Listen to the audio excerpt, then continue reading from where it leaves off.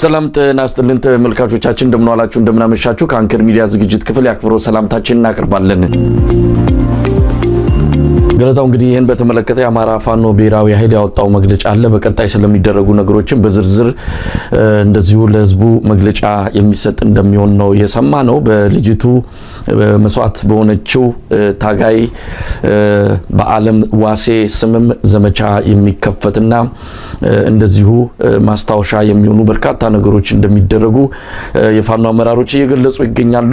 እንዳልከውም በቀላሉ ልትዘነጋ የምትችላልም ከምንም በላይ የመጨረሻ የተቀበለችው የግፍ ጽዋ ምን ጊዜም እንድናስታውሳት የሚያደርገን ነው። የአማራ ህዝብ ወደ ትግል እንዳይገባ እሷን መሰል ወጣቶች ወጣት ናት ሰሞኑንም ስንል እንደነበረው በዚህ የልጅነት ሰውነቷ በዚህ የልጅነት አእምሮዋ ሌላው ኢትዮጵያዊ ሴት ወጣቶች እንደሚያደርጉት ማድረግ አቅቷት አይደለም። ነገር ግን የአማራ ህዝብ ተበደለ የአማራ ህዝብ የሉና አደጋ ገጥሞታል ብላ በዚህ እድሜዋ ነው ባልጠነከረ ሰውነቷ ትግል ውስጥ የገባቸው 19 ዓመቷ ነው። በርግጥ 19 ዓመት ኃላፊነት በሚሰማው ልኩ ውትድርና መግባቷ እድሜዋ አነስተኛ ነው የሚያስብል አይደለም። ግን ካለው ሁኔታ አጠቃላይ ከሴትነቷ ከብዙ ነገሮች አንፃር ሊያታልላት የሚችል ብዙ ነገር ልቧን ሊያሸፍት የሚችል ነገር ነበር። ግን የግል ህይወቷ ሳይሆን አጠቃላይ ማህበረሰቡ የሀገር ሁኔታ አሳስቧት በዚህ እድሜዋ ብረት አንስታ ታላቅ መስዋዕትነትን ተቀብላለች፣ ሰማዕት ሆናለች። እሷን ምን ጊዜም አንረሳትም። ቀደም ሲል እንደተባለው የሚመለከታቸው አካላት በውጭም በሀገር ውስጥም ያሉት ጉዳዩን ከፍ ወዳለ ቦታ እንዲወስዱት ጥሪ እየተደረገ ነው። ይሄንን እንደሚያደርጉ ተስፋ እናደርጋለን ማለት ነው። ገለታው እንግዲህ በአማራ ክልል የሚደረገው የህልውና ተጋድሎ ተጠናክሮ ቀጥሏል። ይሄ ምንም የሚቆም አይደለም። ይሄን ስላደረገ በአብይ አህመድ ሰራዊት እንዲህ አይነት ነገር ስለተፈጸመ የሚቆም የሚቀዘቅዝ የሚበርድ ትግል አይደለም። እንደውም የበለጠ በቁጣ እየቀጠለ ያለ ትግል ነው።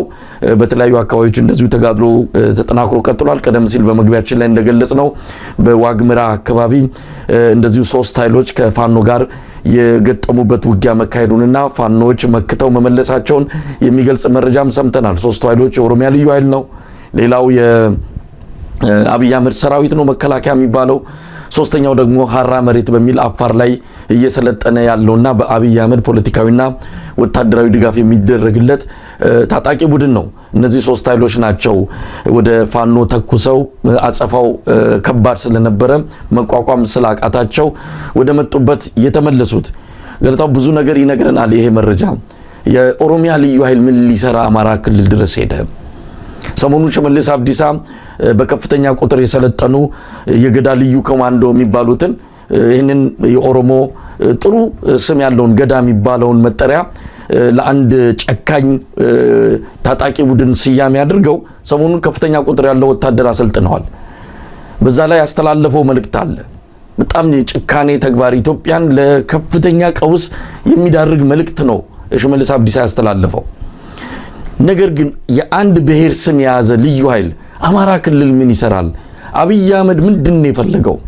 ሰራዊቱ አልቆበታል። በተለያየ መልኩ ያስገባቸው ኃይሎች በሙሉ ወይ ምርኮኛ ወይ ተደምስሰዋል ወይ ጠፍተዋል። ጥቅም ያለው ሰራዊት አማራ ክልል ላይ እንደው ተደራጅቶ ቆሞ ሊዋጋ የሚችል አካል የለም።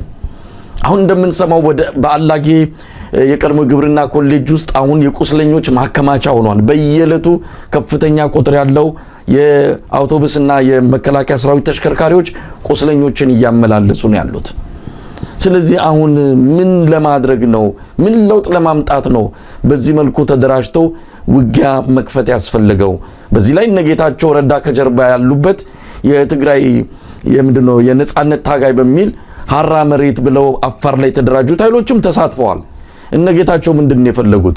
በቅርቡ ሌተናል ጀነራል ጻድቃን ገብረትንሳኤ ፋኖንም ጭምር እንታገላለን የሚል መልእክት ያለው ነገር ነው የተናገሩት። ስለዚህ እነጌታቸው ረዳ ጻድቃን ከብልጽግና ጎን ነው ፋኖን ለመግጠም ፈልገዋል ማለት ነው። ሁለት ነገሮችን እናነሳለን። አንዱ የኦሮሚያ ልዩ ኃይል የመገባበት ሁኔታ፣ ሌላው ደግሞ የነጌታቸው ቡድን በዚህ ጦርነት ለመሳተፍ የመጀመሪያውን ጥይት መተኮሱ በጣም የሚያሳዝን ነው። ግን እስቲ በዚህ ላይ ምን ማለት ይቻላል? ገለታው አይ ቲንክ አሁን ከቅርብ ጊዜ ወደዚህ ፋኖ እንቅስቃሴ በሁለት መንገድ ቢታይ፣ አንደኛው የሚሊቴሪው ጉዳይ በተለይ ወሎ ላይ የታየው፣ ሁለተኛው ደግሞ የፖለቲካ እንቅስቃሴ በተለይ ከአደረጃጀት ጋር በተያያዘ ከአደረጃጀት ጋር በተያያዘ አንተ ብዙ ጊዜም እንዳቀረብከው ሌሎችም እንዳቀረቡት ይሄ የአንድነቱ ጉዳይ የፋኖ አንድነት ጉዳይ እየተራመደ ነው። ከፍተኛ ተስፋ ተሰጥቷል እና ይሄ አንድ የፖለቲካ ድል አዝሎ መጥቷል። በዚህ ላይ የሚሊተሪ ድል ተጨምሮበታል። በዛ ላይ ጎንደር አካባቢ ያለ የሚባል ሀሜት የነበሩ ግጭቶች ተፈተው ቢገር ፒክቸር የሚባል ወይም ደግሞ ትልቁን ስዕል እናያለን የሚል የፖለቲካ እርምጃ ወስደዋል የሚሉት እነዚህ ነገሮች እየተደማመሩ የፖለቲካና የሚሊተሪ ድሉ ፋኖን ተፈላጊ ያደረገው ነው ያመጣው። ለውጥ በሚፈልጉ ኃይሎች ያሰላለፍ ለውጦችን እያመጣ ነው ያለው። በትግራይ አንዳንድ አካባቢ ያሉ እንደውም ዛሬ አንድ ትንተና እያዳመጥኩ ነበርና አንድ ወንድማችን ሲናገር ምን አለ፣ ለወይን ነው ለሚባል ጋዜጣ መጽሔት አንድ ሰው አስተያየት ሰጥተው ነበር አሉና አስተያየቱ ላይ አንዱ የሰጡት አስተያየት ከፋኖ ጋር አብሮ ስለመስራት ነው እና ከዛ ከጋዜጣው ላይ ተገንጥሎ ቀራሉ። ይሄ ኤዲተር ምንድነው አራሚው አርታዩ ይሄ እንዳይወጣ ብሎ አወጣው። ሰውየው ተናግረዋል አብሮ ስለመስራት ከፋኖ ጋር እና ትግራይ ውስጥ አሁን የትግራይ ፖለቲካ ውስጥ ገብቶ ከፋኖ ጋር እንስራ የሚል የመለየት ነገር እያመጣ ነው ያለው ማለት ነው። እና እንግዲህ ይሄ በለውጥ ፈላጊዎች ላይ ስርዓቱ እንዲለወጥ የሚፈልጉ ኃይሎች ከፋኖ ጋር የመስራት ፍላጎታቸው እንዲጨምር ያደረገ የፖለቲካና የሚሊተሪ ድል ነው ያለው። እንግዲህ በዚህ ሰዓት ደግሞ ተቃራኒ ኃይል አለ ማለት ነው። የብልጽግና እሱን ህይወቱን የሚጠብቁ ኃይሎች ከሱ ጋር የተጣበቁ ወይም ደግሞ እሱ ያዋረዳቸው ወይም ደግሞ ከገበያ ውጭ ያደረጋቸው እኮ አሉ። መሳይ የሚያስገርም ነገር ምንም በቃ መሄጃ የሌላቸው ያደረጋቸው ሰዎች አሉ።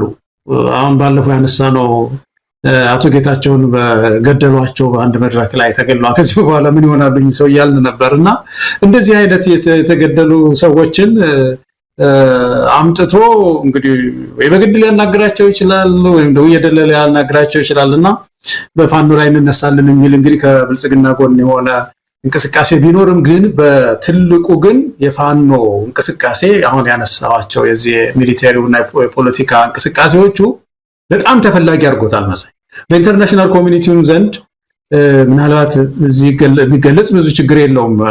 መረጃውን የተናገሩት ሰው በጣም ተአማኒ ናቸውና በአሜሪካ መንግስት ውስጥ ሳይቀር በአሜሪካ መንግስት ውስጥ ሳይቀር ተስፋ ተደርጓል። ይሄን ሰምቻለሁ። አሁን ትልቅ ሰው ናቸው ይሄን የነገሩ። ተስፋ ተደርጓል እና ስቴት ዲፓርትመንት ሌሎችም አካባቢዎች እንደ ተስፋ እያዩት ነው ያሉት። እንግዲህ በዚህ መንግስት ላይ ተስፋ እየቆረጡ ስለሆነ አዲስ የሚመጣ ኢመርጅ ያደረገ ኃይል ሲፈልጉ ፋኖ ነው የታየው ለጊዜው። ስለዚህ በዚህ ደረጃ አሸናፊ የሆነ ነው የመጣው። እነዚህ ኃይሎች እንግዲህ ከብልጽግና የሚራገፉ ሰዎች ጋር አብረው የሚራገፉ ሰዎች ተደምረው ይሄን ቢያደርጉ ብዙ አይገርመኝም። መሳይ ተጽዕኖም ያላቸው አይመስለኝም።